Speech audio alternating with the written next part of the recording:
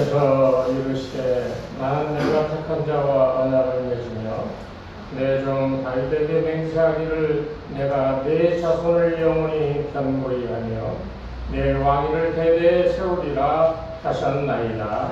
아멘. 거룩하신 하나님 아버지, 하나님께서 택한 자들, 하나님께서 사랑하며 하나님과 언약을 맺은 자들을 오늘 이 시간 준매전으로 불러 주시옵시고 이곳에서 우리의 마음을 털어놓고 죄와 허물을 다 씻김 받으며 하나님의 영광을 우리의 온 몸과 정성을 다하여 찬양할 수 있도록 하시니 감사를 드립니다. 이 시간을 통하여 하나님의 영광을 접할 수 있게 도와주시옵시고 하나님의 하늘의 평안과 하나님의 무한한 능력이 우리에게 체험되어지는 복된 시간 될 수 있도록 인도하여 주시옵소서. 예수님의 이름으로 기도드리옵나이다. 아멘. 오늘 주시는 하나님 말씀은 사도행전 제14장 20절부터 28절까지의 말씀입니다. 우리 한 목소리로 함께 공독하겠습니다. 제자들이 들어섰을 때 바울이 일어나 그 성에 들어갔다가 이튿날 바나바와 함께 더베로 가서 복음을 그 성에서 전하여 많은 사람을 제자로 삼고 루스드라와 이고니온과 안디옥으로 들어가서 제자들의 마음을 굳게 하여 이 믿음에 머물러 있으라 권하고 또 우리가 하나님 나라에 들어가려면 많은 반란을 겪어야 할 것이라 하고 각 교회에서 장로들을 택하여 금식기도 하며 그들이 믿는 주께 그들을 의탁하고 비시디아 가운데로 지나서 밤빌리아에 이르러 말씀을 버가에서 전하고 이탈리아로 내려가서 거기서 배를 타고 안디옥에 이르니 이것은 두 사도가 이룬 그 일을 위하여 전에 하나님의 은혜에 부탁하는 곳이다. 그들이 이르러 교회를 모아 하나님이 함께 하신 모든 일과 이방인들에게 믿음의 문을 여신 것을 보고하고 제자들과 함께 오래 있으리라. 아멘. 할렐루야. 네. 우리 주님의 은혜와 평강이 여러분의 삶을 주장하여 항상 평평하게 살아갈 수 있는 은혜가 있기를 주의 이름으로 축복합니다. 우리가 좀 사는 것 같이 좀 살아야 되지 않겠습니까? 요즘에 둘러보면 많은 분들이 얘기하는 것 가운데 그 두 가지 때문에 힘들어 하더라고요. 한 가지는 자기 몸이 아파서 힘들어 하더라고요. 여기 나 몸 안 아파요 하는 사람 있어요? 한번 손 들어보세요. 없죠?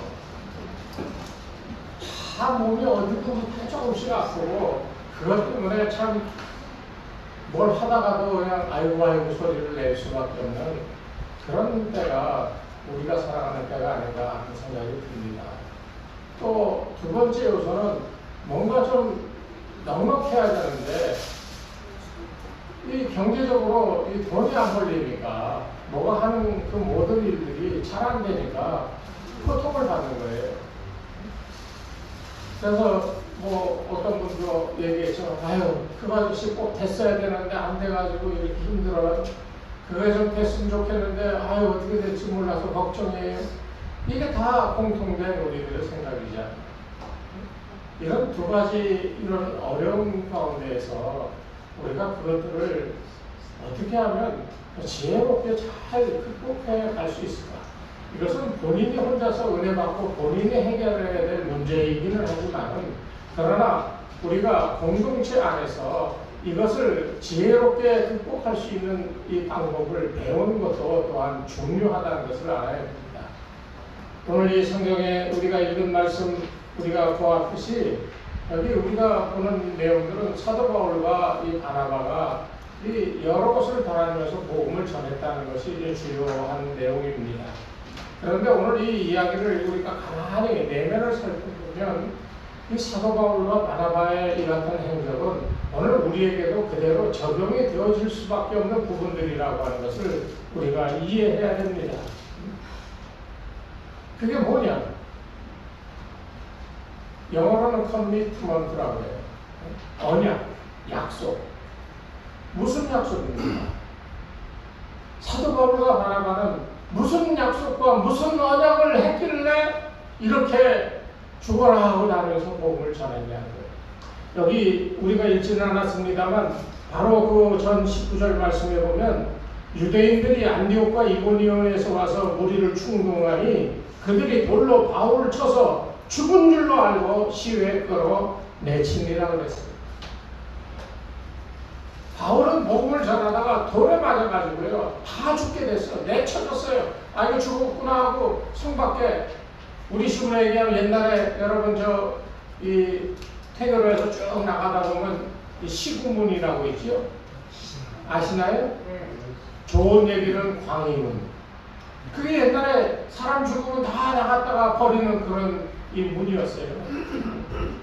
바로 그렇게 돌로 맞아서 보니까 죽은 것 같아. 아니 죽었다고 생각하고 성 밖에 갖다 버린 거예요. 그 장면을 한번 생각해 보십시오. 성 밖에 내다 버렸는데요. 바나바도 거기 같이 버려졌을 거라고 생각이 돼요. 같이 복음 전했으니까. 돌로 맞아가지고 피가 흐르고 그래서 죽은 것처럼 꼼짝 안 하니까 그 성 밖에 내다 버렸습니다. 그게 지금 이 현재 상황이에요. 그런데 그 성 밖에 이 믿는 사람들이 바울과 바나바를 장사라고 지내주려고 그에게 다가와서 그들을 지금 보고 있는 상황이라는 한번 머릿속에 상상해 보십시오.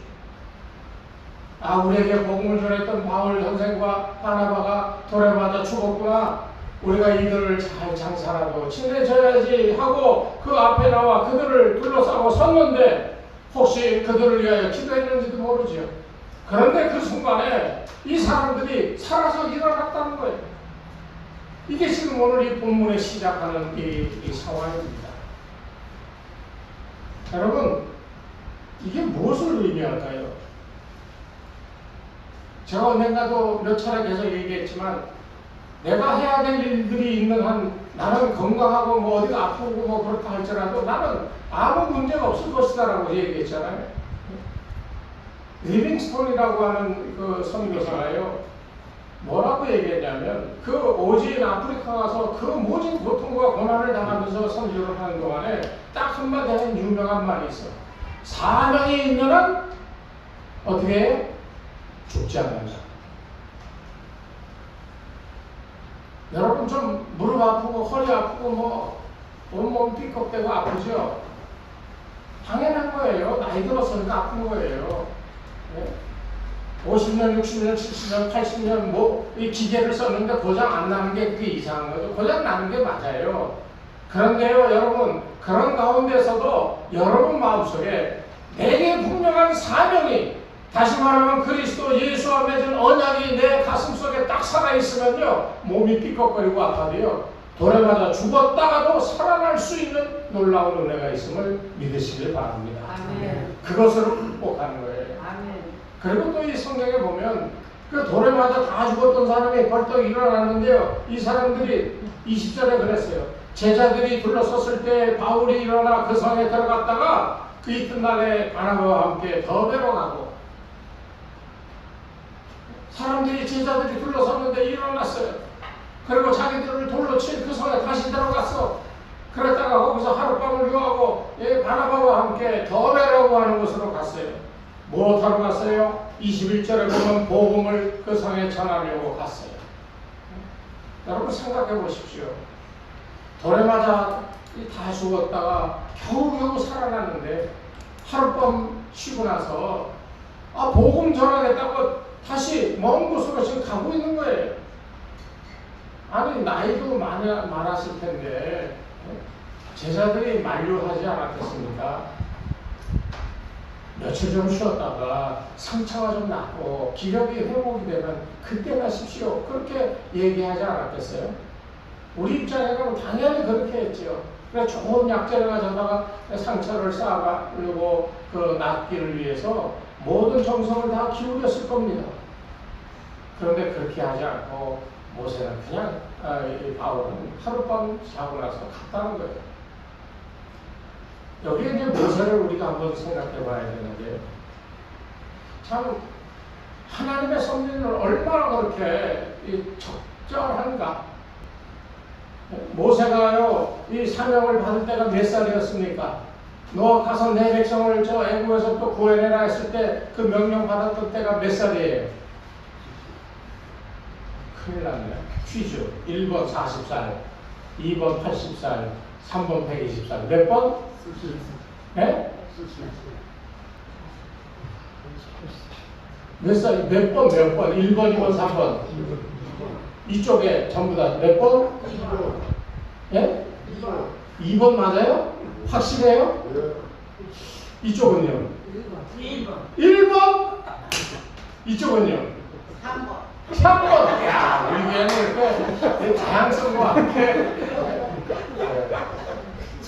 감사합니다. 뭐 틀리면 어때? 좀 체크할 뿐이지. 모세가 80세에 부름을 받았잖아요.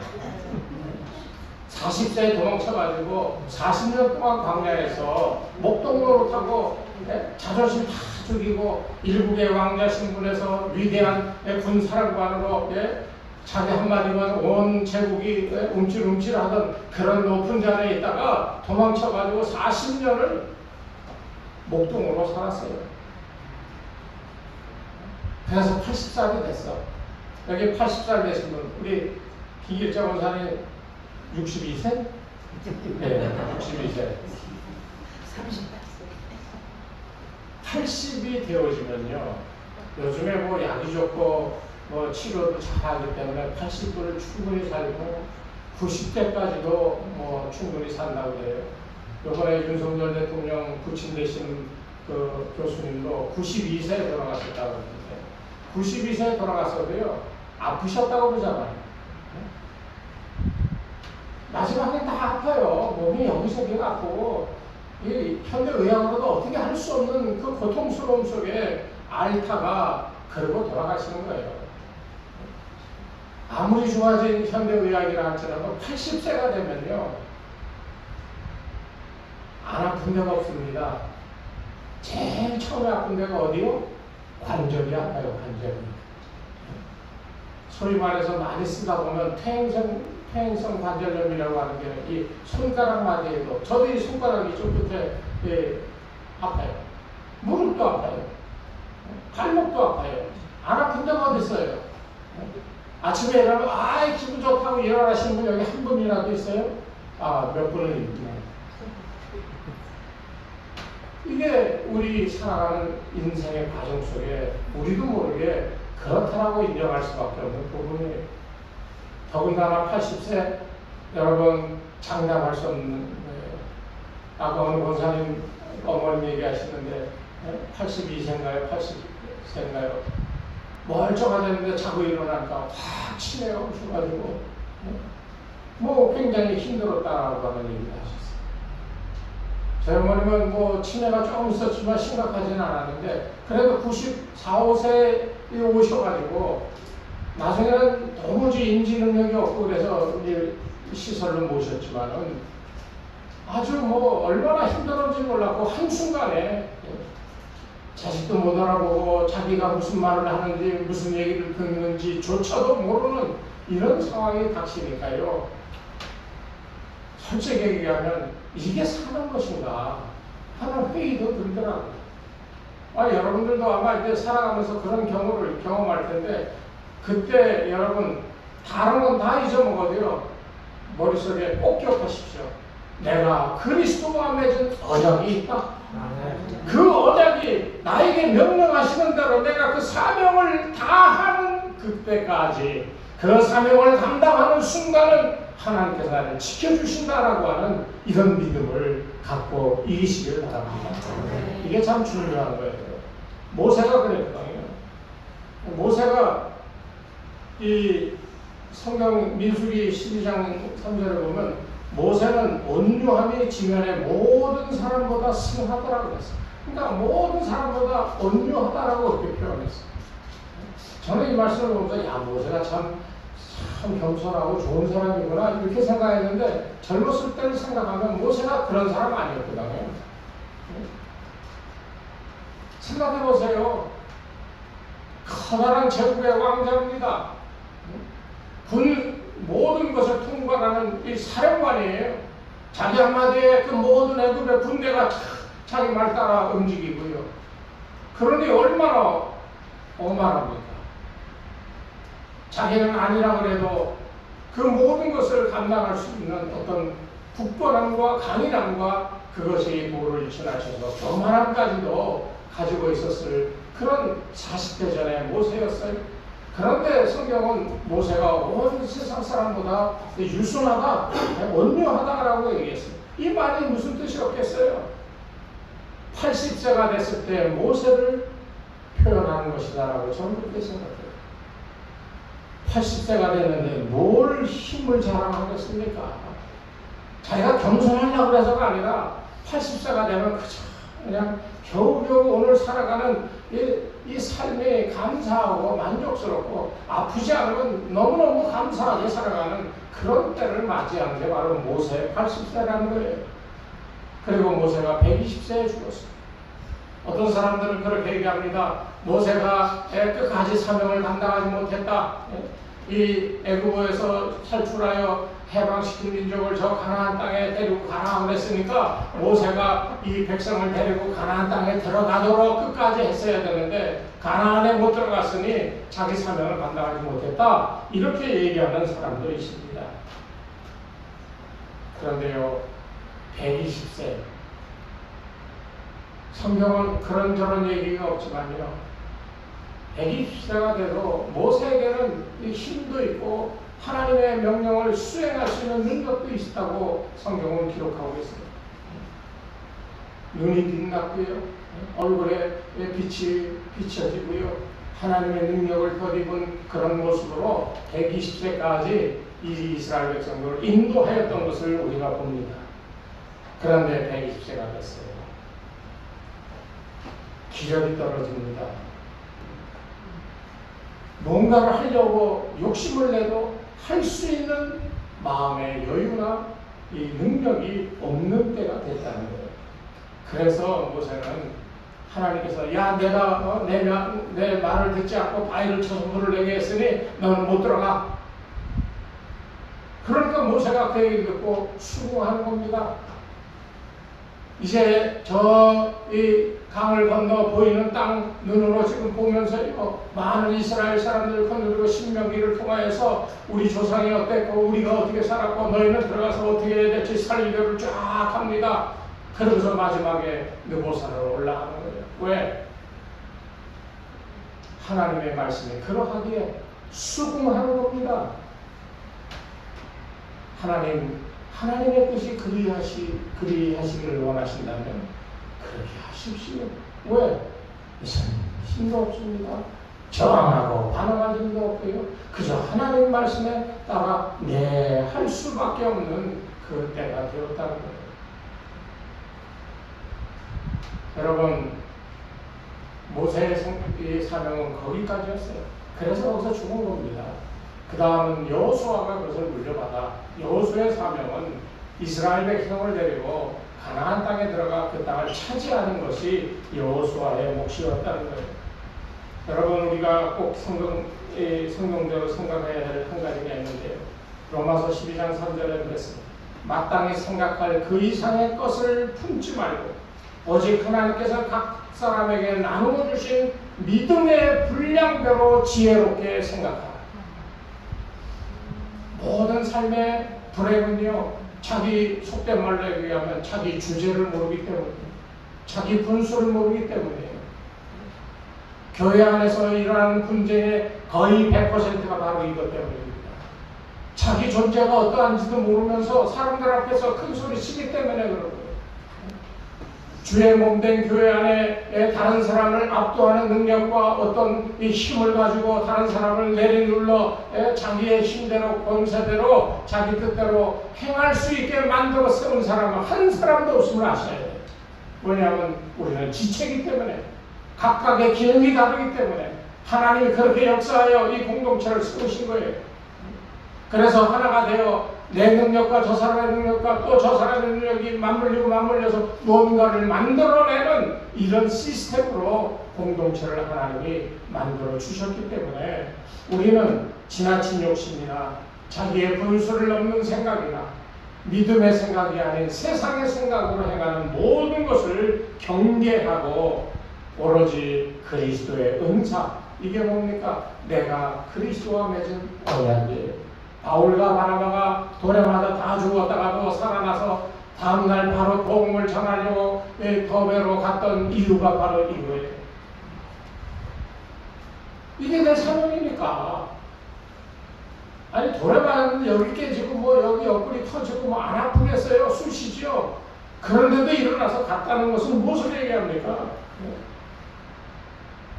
하나님께서 그들에게 사명을 주셔서 그 사명을 감당해야 된다라고 하는 이 묵직한 이 어떤 이 하나님의 주신 사명에 대한 빛을 갚아야 된다라고 하는 철저한 이런 사명감이 있었기에 이 두 사람은 그 아픈 몸을 이끌고 갔다는 거예요.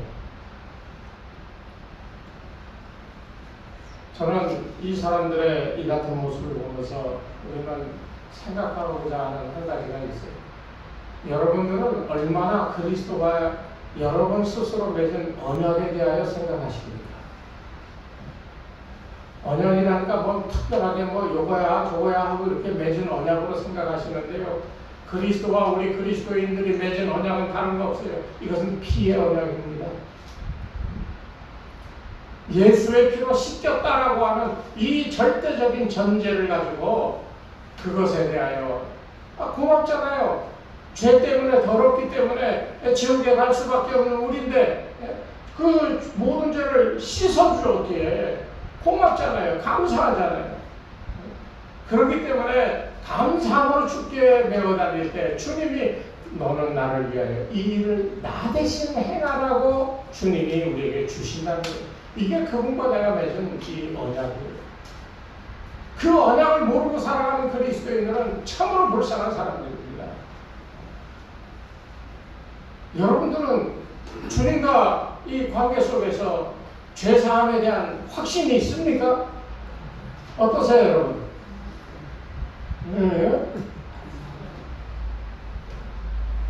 왜요? 확실해야 돼요, 이거는. 예수님의 보혈의 피로 우리가 씻음 받았다라고 하는 것에 대한 분명한 확고한 응답이 있어요. 여러분들은 예수 그리스도의 피로 깨끗이 씻어졌음을 믿으시기 바랍니다. 이게 안 되면 그 다음에 안 되는 거예요. 세상에는 흔히 공짜가 없다는 말이 있어요. 저 사람이 나한테 뭘 잘해줘서 내 어려움을 이겨낼 수 있었어. 그러면 나 몰라라고 고개 돌려버리고 살아갑니까? 그런 사람도 있어. 그런 사람을 향해서 우리는 뭐라 그래요? 파렴치한이라고 그래요. 내가 어려운 가운데 있을 때 나를 건져주고 도와줘. 내가 바로 설 수 있게 해줬으니 내 마음속에 있는 생각은 정상인이라고 뭡니까? 그 도와준 사람에 대한 감사함이잖아요. 고맙잖아요. 그래서 그 사람이 뭘 하려고 할 때 내가 할 수 있는 것이 있다면 조금이라도 도와주려고 그러고 애써서 그것에 대한 감사의 표시를 하려고 하는 것이 인간의 도리입니다. 뭐 그렇게 살아가는 사람들이 참 많죠. 생각보다 우리 사회는 그렇게 감사할 줄 아는 사람들이 참 많은 것 같아요. 여러분들도 그 중에 한 분인 줄로 믿습니다. 그런데 더 한 걸음 나아가서 주님의 그 같은 우리를 위한 희생과 죄 씻어 주심에 대하여 여러분이 감사하며 그 앞에 나갔을 때 주님은 그래 알았어 그래 잘 살아 이렇게 하는 게 아니에요. 왜냐하면 이 언약이라고 하는 커미트먼트라고 하는 것은 상대방과 내가 맺은 계약, 이거 어떤 것은 계약이에요. 예수님께서 이 부활하셔서 마지막에 제자들을 불러 모시고 뭐라고 그랬어요? 너희는 성부와 성자의 이름으로 가서 세례를 주고 복음을 세상까지 전하라고 사도행전 1장 1절에도 그 얘기를 하시는 거예요. 땅끝까지 가서 복음을 전하라. 누구한테 얘기했어요? 제자들에게 얘기했어요. 이게 Great Commitment라고 해요. 위대한 이 사명, 계명의 언약. 제자들에게 그 사명을 줬어요. 그럼 우리에게는요, 우리에게는 야 너 더럽구나 야 씻어라 하고 깨끗하게 씻어놓고 자 이제 너 씻겨졌으니 너 가서 마음대로 살아 그러겠습니까? 똑같이 우리에게도 야 너희들 가서 이렇게 해라 세상 끝까지 가서 복음을 전하라 그렇다고 우리가 뭐 성경책 하나 들고 저기까지 가서 뭐 일어나는 게 아니야. 여러분의 삶의 영역 안에서 여러분이 그리스도의 사람이고 그리스도의 사람은 어떻게 살아가느냐 하는 이 삶의 모습을 나 대신 그리스도가 살아가는 삶의 모범을 보이라는 겁니다. 이게 여러분과 그리스도가 맺은 언약이에요. Great Commitment의 한 부분이라는 거예요. 이런 거는 전혀 생각하지 않고 그저 주일날 교회 가서 예배 드리고 은혜 받았다 그러고 그렇게 하고 살아가는 사람은 정말 빵점짜리 그리스도입니다. 여러분 아셔야 돼요. 우리가 그리스도인이라고 얘기하려면 그리스도와 맺은 이 커미트먼트 언약에 대하여 여러분 그렇습니다. 제가 그 사명을 감당하고 있습니다. 라고 하는 이 고백이 있어야 돼요. 단 1%밖에는 못하지만 그러나 그것이 내 사명인 줄 알고 그리스도께서 주신 능력 가운데 그것을 행하며 살고 있습니다라고 하는 고백이 여러분 시간마다 있어야 되는 거예요. 이게 없으니까 오늘날 교회가요 쪼그라드는 겁니다. 세상의 어떤 것들에 만족 못해서 교회 나와 예배드리고 예수를 영접했는데요. 예수 믿으면 복 준다고 그러고 잘 된다고 그래서 왔는데 보니까요 이거 어렵거든요. 그런데 이 성경에 보면 오늘 중요하게 우리가 배워야 될 한 가지가 있습니다. 여기에 이 두 사람이 돌에 맞고 하룻밤 지나서 좀 쉬어도 되는데 더베로 가서 복음을 전하고 오늘 성경에 보면 더베뿐만 아니라 여러 곳을 갔잖아요. 루스드라와 이고니아와 안디옥에 갔습니다. 이 사람들이 여기 보면 루스드라에 갔다 그랬는데 이 루스드라라고 하는 것은 돌 맞아 죽을 뻔한 곳이에요. 더베로 갔다가 여러 곳에 돌아다니다가 다시 자기들을 돌로 쳐 죽이게 했던 곳에 갔어요. 왜 갔습니까? 그곳에 성도들이 있기 때문에. 그곳에 가서 그들을 위하여 기도하며 말씀을 전가했어요. 여기에 중요한 의미가 있어요. 더베로 가는데 이 성경에 보니까 더베에서 사역이 성공적이었습니다. 많은 사람을 제자 삼았습니다. 그리고 그곳에서 다시 루스드라로 갔어요. 불과 며칠 전에 돌에 맞아 다 죽을 뻔한 그곳에 갔어요. 왜 다시 갔을까요? 왜 루스드라 성에 들어갔을까요? 또 돌맞으로 들어갔을까요? 오늘 우리가 배워야 될 중요한 점이 여기 있습니다. 22절 말씀을 한번 보실까요? 자, 루스드라에 들어갔습니다. 그러면서 제자들의 마음을 굳게 하여 이 믿음에 머물러 있으라 권하고 그랬습니다. 두 가지를 얘기하고 있어요. 믿음에 머물러 있어라. 믿음을 권고히 하라는 거예요. 흔들리지 않는 믿음 가지라는 거예요. 비록 돌에 맞아 죽는다 할지라도 흔들리지 말라라고 그렇게 얘기하는 거예요. 그러면서 마지막에 뭐라고 그랬습니까? 우리가 하나님 나라에 들어가려면 많은 환난을 겪어야 할 것이다. 이게 두 번째 지금 얘기하고 있는데 너의 믿음을 굳건히 해라. 왜? 하늘나라 들어갈까지 많은 환난이 있기 때문이다라고 바울은 그렇게 설명하고 있습니다. 여기에 우리가 봐야 될 것이 그거예요. 마음을 굳게 하고 믿음에 거하라. 이 말이 뭘 얘기하는 거겠어요? 이것은 바로 그들의 이 믿음이 온전하게 세워지는 역할을 얘기하는 것이고요.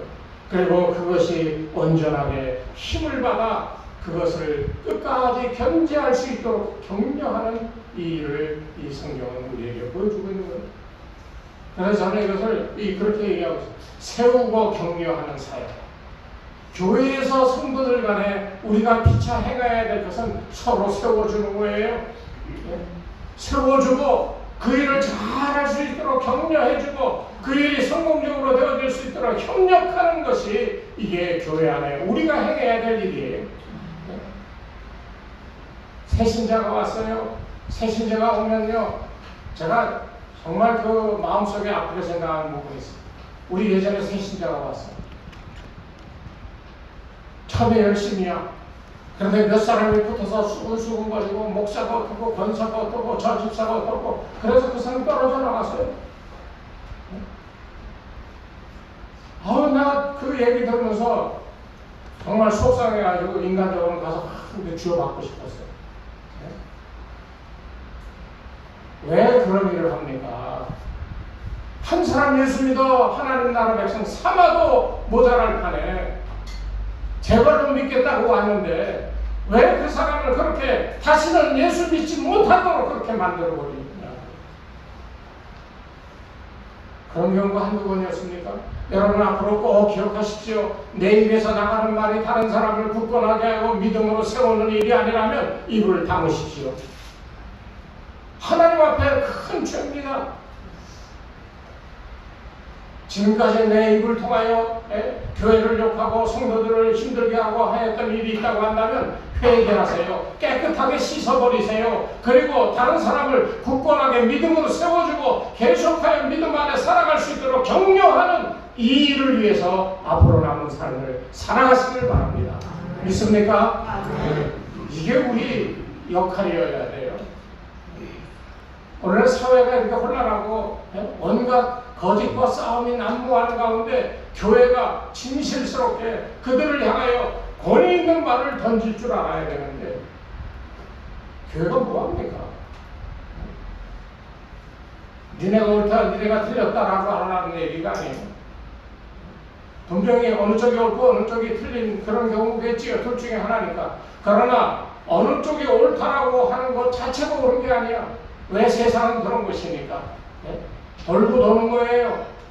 그렇기 때문에 세상을 향하여 그리스도인이 얘기할 수 있는 것은 어둡고 칙칙한 그것을 향하여 우리가 빛을 발아 그 어두움이 물러가게 하는 이 역할을 해야 되는데 그러면 네가 옳다, 네가 틀렸다 말 안 해도요 어둠이 물러가게 돼 있어요.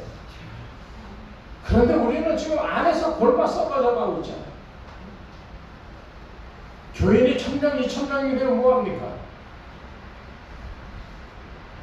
오히려 우리처럼 정말 이 온전한 믿음으로 단단하게 무정한 사람 여러분 소돔 고모라가 왜 망했는지 아세요? 죄 때문에 망했죠? 예? 예? 예, 10명 의인이 없어서 망했어요. 그만큼 죄로 만연했다는 얘기겠죠. 우리 가운데 하나님이 찾으시는 의인 10명만 있으면요 못할 게 없습니다. 예산 걱정 안 해도 되고요. 우리가 이전하는 거 걱정 안 해도 되고요. 왜? 이 의인 10명에 합심하여 주여 하는 하나님께서 우리의 뜻을 하시고 우리의 갈 길을 열어 우리로 하여금 복되게 하실 줄로 믿기 때문입니다. 여러분 그렇게 믿으시죠? 여러분들이 그 의인 가운데 10명 가운데 한 분이 되시길 바랍니다. 뭐 이런 사명을 좀 갖고 있어야죠. 미국의 그 휘튼 대학이라고 시카고에 있어요. 지금은 어떤지 모르지만 매년 이 휘튼 대학에서 세계 선교자 대회를 했어. 한인 선교자 선교대. 그 유명한 대학인데 거기에 이제 교목으로 있던 팻 피터슨이라고 하는 목사님이 계셨는데요. 이분이 어느 그 유명한 프로 야구단에 초청을 받아서 예배를 드리게 됐어요. 그 예배를 드리는데 한 선수가 의기소침하게 계속 이렇게 고개를 숙이고 있더라는 거예요. 그래서 그 사람을 예배 내내 쳐다보다가 예배 끝난 다음에 그 선수에게 다가와서 그렇게 얘기합니다. 안녕하십니까. 내 딸과 그 사위가 당신을 굉장히 좋아합니다. 열성적으로 당신을 응원하는 열성팬인데 사인 좀 해주시면 안 되겠습니까? 그랬더니 그 선수 깜짝 놀라면서 지금 나는 너무 성적도 안 좋고 몸도 안 좋아서 은퇴를 할까 하고 고민 중이었습니다. 그러니까 이 목사님, 그게 무슨 말씀이십니까? 당신은 이 구단의 오랜 프랜차이즈 스타고 앞으로도 얼마나 잘하는지 그 기대가 큰 선수인데 왜 그런 말씀하십니까? 그러지 마세요. 더 힘을 내셔서 예전보다 더 위대한 선수가 되십시오. 그러니까 이 사람이 얼굴을 팍 들고서는 눈을 끔뻑끔뻑거리면서 뭐라고 대답을 못했어요. 그리고 몇 주가 지났는데 편지가 왔어요.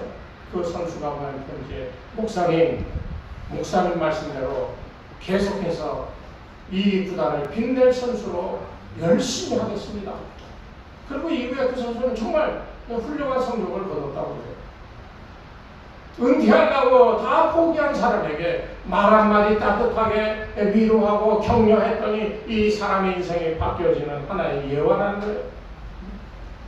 그 목사님은 스스로 고백하기를 자기가 이 휘튼 대학에 와가지고 그곳에서 공부를 하고 거기서 이제 이 기숙사 생활을 하는데 이 돈이 없으니까 재정적인 압박을 받고 굉장히 이 중학과목으로 힘들었다는 거예요. 낙심했다는 거예요. 그런데 수업을 마치고 나오는데 교수님이 불러 세우더랍니다. 아무개야, 내가 너를 쭉 지켜봤는데 정말 요새 내가 힘이 없어 보이는구나. 무슨 일 때문에 내가 힘들어하는지 모르지만 이거 한 가지만은 잊지 말아라. 너는 이곳에 우연히 온 것이 아니라 하나님께서 너를 인도하여 이곳으로 보내주셨고 계속하여 너를 지켜보고 계시다. 그래서 이 목사님이 그 말씀에 은혜를 받았다는 거예요. 그러면서 자기의 인생을 돌아봤을 때 자기가 좌절했을 때 자기를 격려하고 나를 이렇게 흔들리지 아니하도록 세워주신 분들의 역할이 자기 인생을 바꿨다고 그렇게 고백합니다. 여러분 가운데 혹시 힘들고 흔들리는 인생을 살고 계신 분이 있다면 여러분 기도하십시오. 하나님 나에게 귀한 분을 보내주셔서 흔들리는 내 인생 내 마음을 굳건하게 해주시고 그리스도로 온전히 옷 입혀져 그리스도와 나만의 커미트먼트 언약을 통하여 그 사명을 잘 감당할 수 있도록 그것을 깨닫게 하시고 그것을 행할 수 있는 능력을 주시옵소서. 여러분 이 기도가 여러분 기도가 되시나요? 오늘 이 시간에 여러분에게 세워주는 사역을 하십시오. 격려하는 사역을 하십시오. 그래서 어떤 어려움이라도 이겨내고 주의 영광을 드러내기에 부족함이 없는 귀한 주님의 종으로서 제자로서 사도 같은 삶을 살아갈 수 있는 여러분들이 되시기를 주의 이름으로 축원합니다. 하나님 아버지 감사합니다. 우리를 죽음 가운데서 건져주시고 우리에게 사명을 주셔서 그리스도인으로 살게 하셨는데 돌아보니 그리스도에 받은 은혜는 충만한데 그리스도와 맺은 언약은 어디 가고 그 사명은 뭔지도 모르고 살아가는 오늘의 저희들을 주님 불쌍히 여겨주셔서 이제 남은 인생 가운데서라도 주여 사명 깨닫게 도와주시고 아버지 하나님 주신 은혜 그것이 나를 일으켜 세우고 나를 격려하며 주의 맡긴 일들을 감당할 수 있게 하시는 은혜가 있게 도와 주시옵소서. 이제는 우리 주 예수 그리스도의 은혜와 하나님 아버지의 무한하신 사랑하심과 성령님의 감화감동 인도하심이 이 시간 머리 숙인 주의 백성들 위해 저들의 가정과 자녀들과 그 생업 위에 이 교회 위에 이제로부터 영원토록 함께 하옵시기를 간절히 축원하옵나이다. 아멘.